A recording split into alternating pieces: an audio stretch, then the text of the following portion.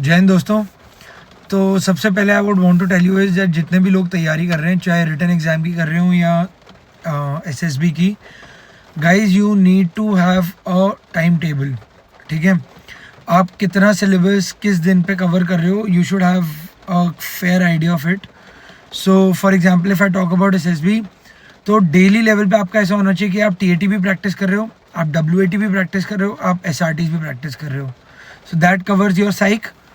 After that उसके अलावा जो आपके लेक्चरेट होते हैं, just keep reading topics and कोई भी एक टॉपिक को you can just take one of your family members, friends, अगर नहीं भी है तो मिरर के सामने खड़े होके and you can practice your lecturette, that is also important. थोड़ा बहुत you must be reading about the current affairs and जो आर्मी से रिलेटेड भी करंट अफेयर्स हैं। ठीक है, बेसिक नॉलेज जो आपको होनी चाहिए, क्या वेपन्स इंट्रोड्यूस हो रहे हैं अभी रिसेंटली, क्या डेवलपमेंट्स हुए हैं, कौन कौन सी रेजिमेंट्स बनी है नहीं बनी, because these question will be asked you in your PI. So ये सारा मिला के, so all of this you should be practising daily. ये नहीं होना चाहिए कि आज मैंने टीएटी प्रैक्टिस कर ली है, आज उठा के 50 टीएटी कर लिए। You need to have continuity in your day time. So it is my humble request कि सबसे पहले तो अपना टाइम टेबल जॉट डाउन करो कि भाई डेली सपोज मैं 5 टीएटी प्रैक्टिस करूँगा, मैं 20 डब्ल्यूएटी प्रैक्टिस करूँगा, देन मैं इतने एसआरटी प्रैक्टिस करूँगा, उसके अलावा मैं जीटीओ के बारे में इतना रीड करूँगा, मैं इतना रीड करूँगा फ्रॉम न्यूज़पेपर्स और यूट्यूब और anywhere about your current affairs. Then I will also revise these certain things about the army का जितना भी रिलेटेड है।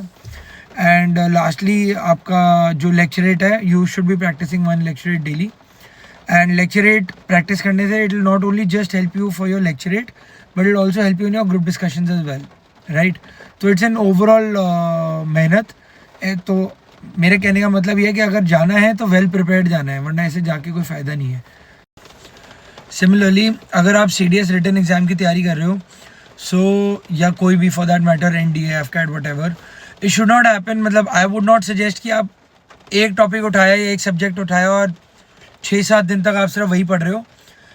To me how I use to prepare verse कि भाई आपने टाइम फिक्स कर लिया। Yes, you can have one subject, suppose science में यू कैन हैव कि भाई आज मैं फिजिक्स पढ़ूंगा, but that does not mean that you will not be studying current affairs और ज्योग्राफी और हिस्ट्री और व्हाटएवर, और you will not be doing English और maths. So how I use to do was that I use to have 4 time slots. First one for English, even though if I know it is easy or comparatively it is easier for me, still I would want to dedicate time to English every day because that is the difference maker. It was the difference maker for me. अगर मुझे merit में ऊपर आना है तो I knew that I have to score really good marks in English, right? तो अगर मैं इंग्लिश में ऑलरेडी कम पढ़ के या बिना पढ़े भी I am at 80% of marks, I had to make sure that I put in my heart and soul so that I get to 90% or 95%. Right, so the second slot used to be for maths, and my third slot used to be, I mean there are 2 slots I used to have, third and fourth, that used to be for my this general science, I mean general knowledge. So GS के paper में it used to be very clear for me कि भाई मैं कोई 2 subjects आज cover करूँगा, तो one I use to take from either history, geography और पॉलिटी, एंड एक मैं यूजुअली करंट अफेयर्स पढ़ता था, बिकॉज करंट अफेयर्स में आपके chances of getting the questions right is more if you are actually updated.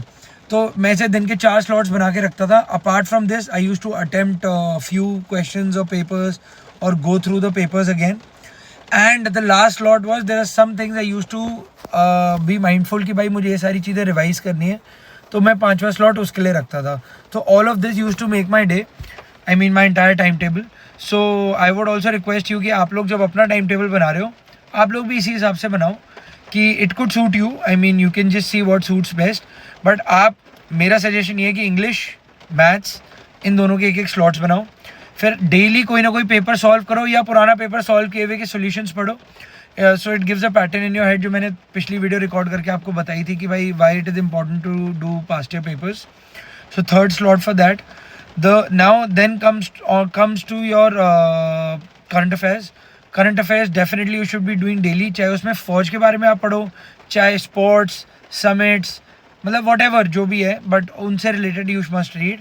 और उसके अलावा there should be a time of revision for any subject. अब आप एक दिन फिजिक्स उठा सकते हो, एक दिन बायो, एक दिन केमिस्ट्री, एक दिन पॉलिटी, एक दिन वो, और उसमें भी आप टॉपिक्स डिसाइड कर सकते हो। तो इससे क्या होगा, क्योंकि यार जब पेपर होगा ना, तो ऐसा नहीं होगा कि भाई आपने अगर पॉलिटी पढ़ ली तो भाई it is not a CBSE exam कि हाँ मुझे सारे के सारे क्वेश्चन आते होंगे, right? So it's a matter of luck also कि आपने क्या पढ़ा और क्या आपके पेपर में आ गया। तो इस पर्टिकुलर चीज़ में क्या होगा कि जब आप साइमल्टेनियसली पढ़ोगे तो आपकी एक ओवरऑल नॉलेज की ग्रोथ होगी, तो उसमें आप किसी भी दिन पेपर में बैठोगे, I feel you will be better place than leaving few subjects and just targeting on some subjects, right? So anyway, all the best, thank you, Jai Hind.